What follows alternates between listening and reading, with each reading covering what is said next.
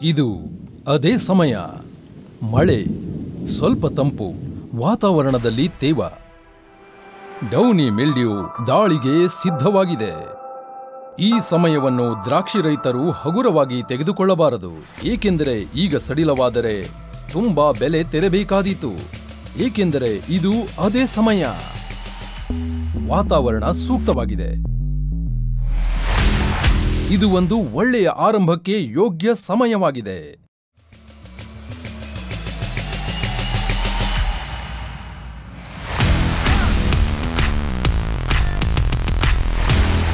ಇನ್ನು ಡೌನಿ ಮಿಲ್ಡ್ಯೂನ ಚಿಂತೆಯನ್ನು ಬಿಟ್ಟುಬಿಡಿ ಮತ್ತು ಪೊಂಗ ಹಂತದಲ್ಲಿ ವೆಲ್ಝೋನಿಂದ ಒಂದು ಉತ್ತಮ ಆರಂಭ ಮಾಡಿ.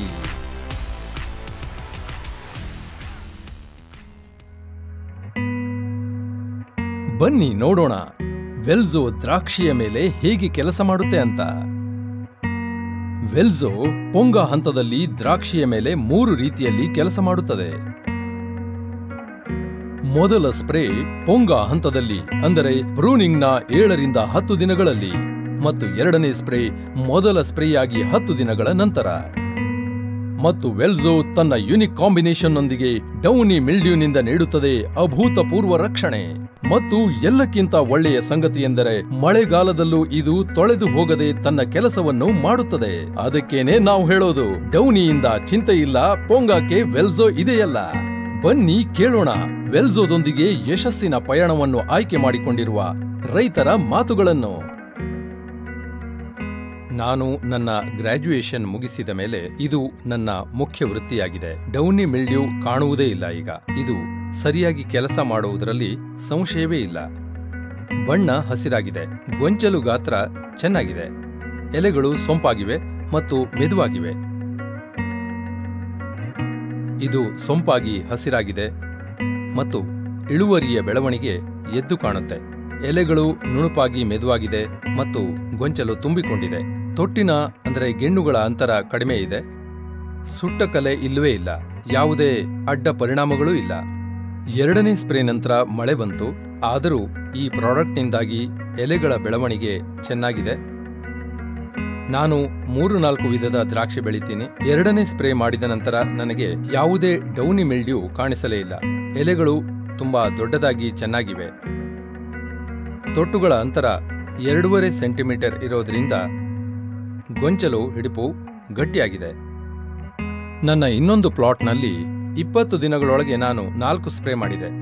ಅದೇ ವೆಲ್ಝೋ ಫಂಗಿಸೈಡ್ ಉಪಚಾರಿತ ಪ್ಲಾಟ್ನಲ್ಲಿ ನಾನು ಬರೀ 2 ಸ್ಪ್ರೇ ಮಾಡಿದ್ದೀನಿ.